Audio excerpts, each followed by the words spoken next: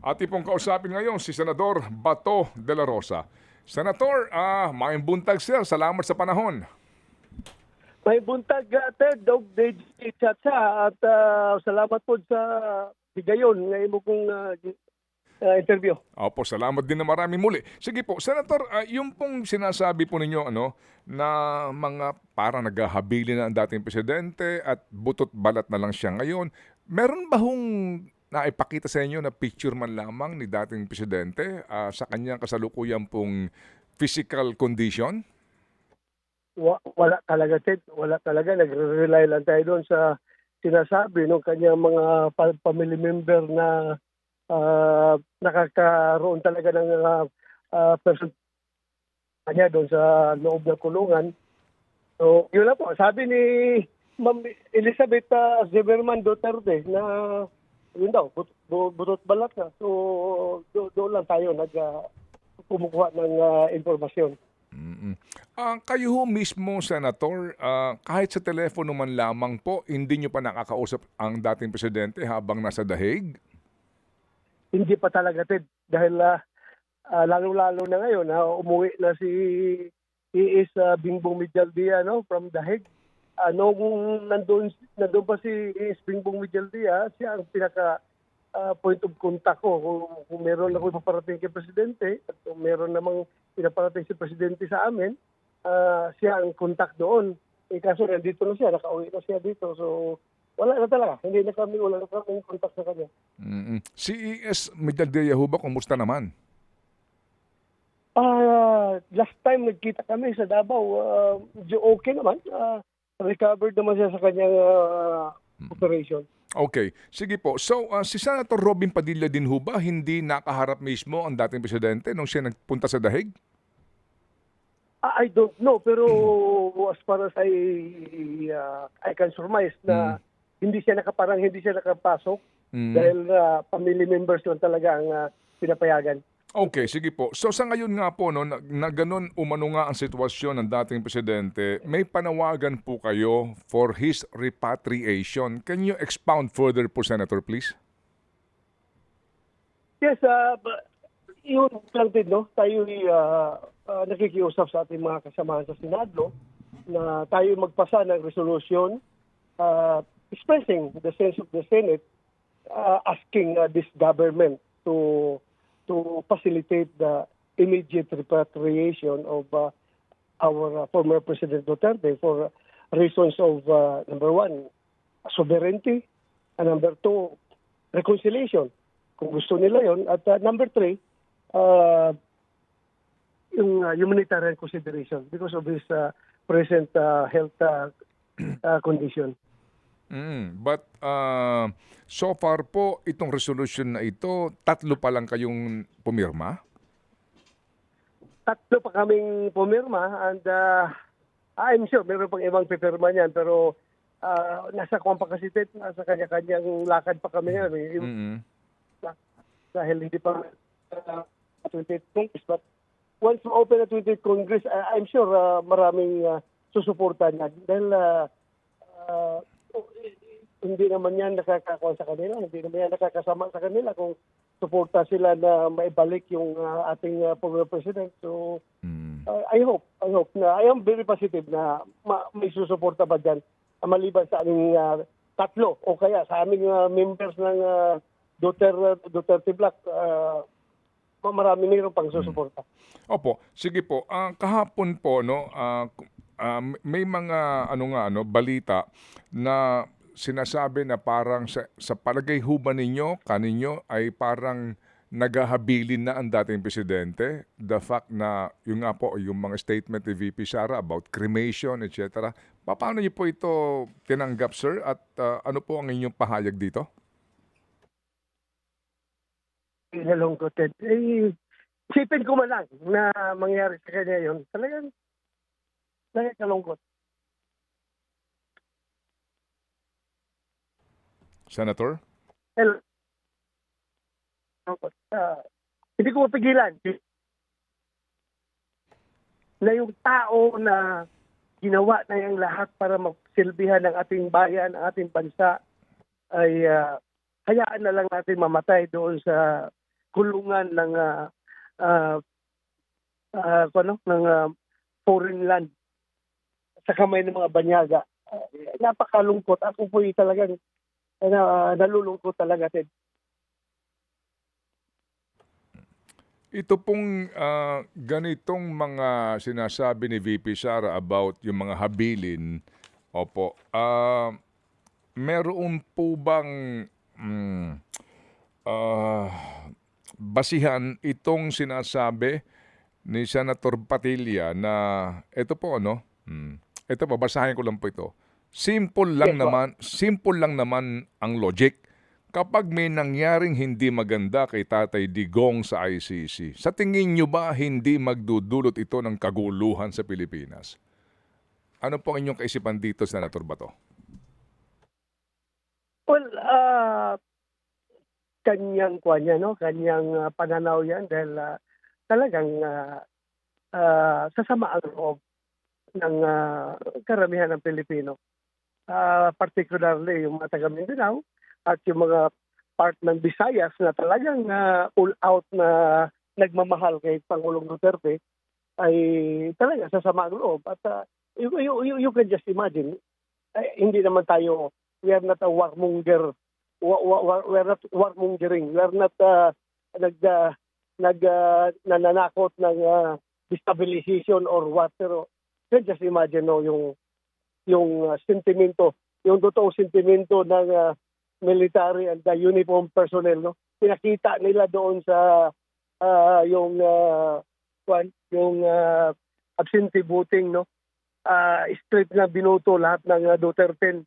Ayun ang kanilang pinapanalo sa absentee voting ng military at police at uniform personnel. So, yung sentimento ng mga tao na yan ay nandoon talaga. Nandoon sa kay Pangulong Duterte, pero hindi lang nila freely may palabas yung kanilang saloobin, yung kanilang damdamin. Yung pong repatriation na inyong resolution, the fact na sabi nga po ng gobyerno na beyond na ho ito sa kanilang poder kasi nga nasa ICC na eh. Oo. Meron umaasa pa ba kayo na may kahihinatnan itong resolution na ito kasi wala namang control na po dito ang pamahalaang Marcos? Well, sa amin naman, Ted, no, with their pagbigyan, so just in case makinig yung ating gobyerno, yung ating Pangulo, in particular, no, kung halimbawa, mapag-agrihan ng majority ng mga senador na magkakaroon kami ng ma-approve yung resolution namin at yun ay ma-adapt as the sense of the Senate.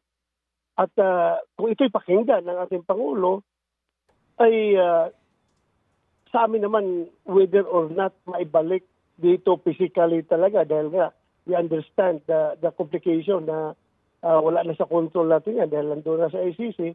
So at least ipakita man lang, kung may ipakita man lang ng ating gobyerno na yung intention nila na ma-repatriate yung ating Pangulo pabalik dito. Kung sa amin niya sa PMA, Ted, kung ba, at least magpakita ka ng attempt.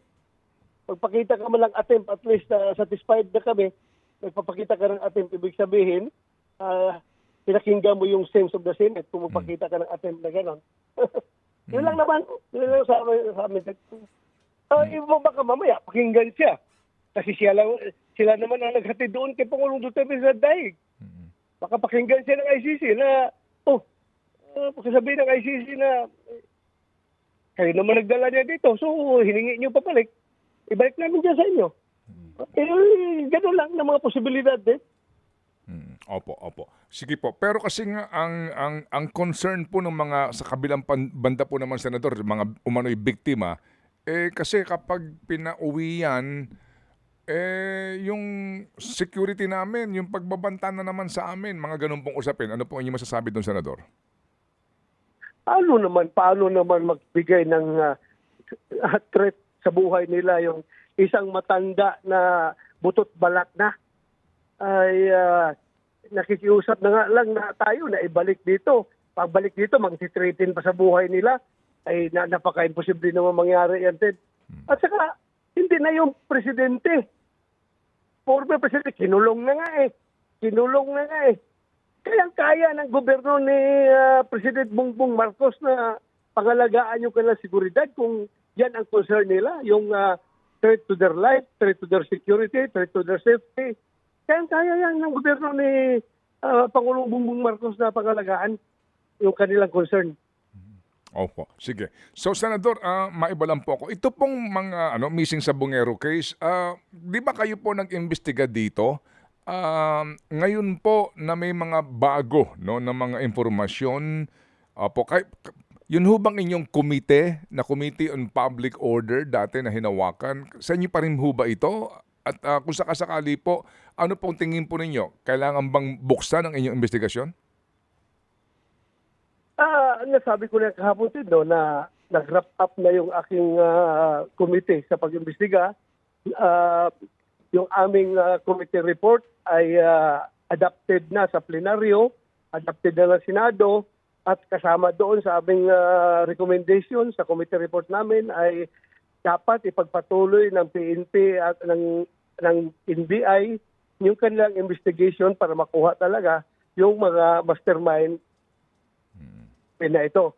But then, kung pagbalik namin at I presume, ako pa rin ang hawak ng Public Order and Dangerous Drugs Committee, at kung merong, I heard that one incoming senator-elect na nagsabi na magkakuan daw siya. Request daw niya na conduct ng investigation, reopen ng investigation. So kung may resolution siya at ma-file yan at ma-refer sa committee ko, then we will do it. We will do it. During your investigation, walang salaysay o anuman pong at least probable cause or iota of evidence linking Atong Ang sa mga missing sa Bungero? Meron naman, no? But not solid. Yung merong nakatakbo doon na dalawang sabungero na narinig niya doon sa usapan habang nag-uusap ito si Dondon Patidungan at allegedly si Atong Ang daw, tinatawag niya na boss. Nag-uusap sila sa cellphone na may instruction na binibigay daw kay Dondon Patidungan na ibiyahin na ninyo yan, kunin na ninyo yan at ibiyahin nyo. So yun ang narinig nung yung witness doon sa sabungan.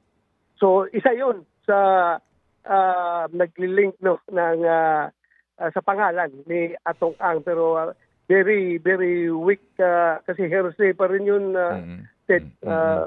Hearsay na ang dating noon. So kailangan pa talaga natin ng mas mabigat. Kaya nga sinabihan ko yung sa ating committee report, we recommend PNP and NBI to continue with the investigation. Opo. Nung panahon po ninyo sa inyong investigasyon, meron na bang nababanggit na mga police officials and personnel na involved dito?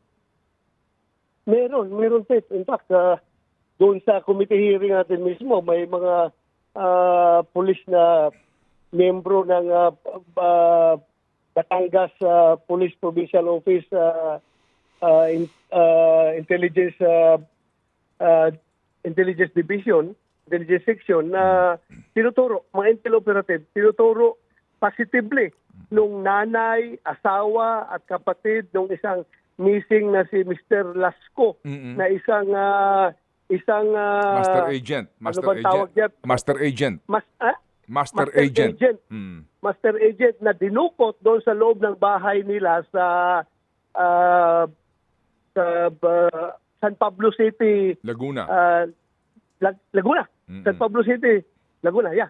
Yeah, dinukot. Positively identified. And nakasuhan ito, Ted. Kinasuhan ito ng CIDG, itong mga pulis na ito. And I don't know kung ano na nangyari sa kaso. Pag-hingi ako ng update sa CIDG. Okay, sige po. Opo. Sir, kayo po bilang dating Chief PMP at naging investigador, ano po ang inyong so far assessment sa mga balita na lumalabas dito sa kaso ng mga sabungerong ito at ano ang maaari niyong pwedeng sabihin o advice man kung mamarapatin po ninyo kay Chief PNP Torre ngayon sa ginagawa po nilang investigasyon?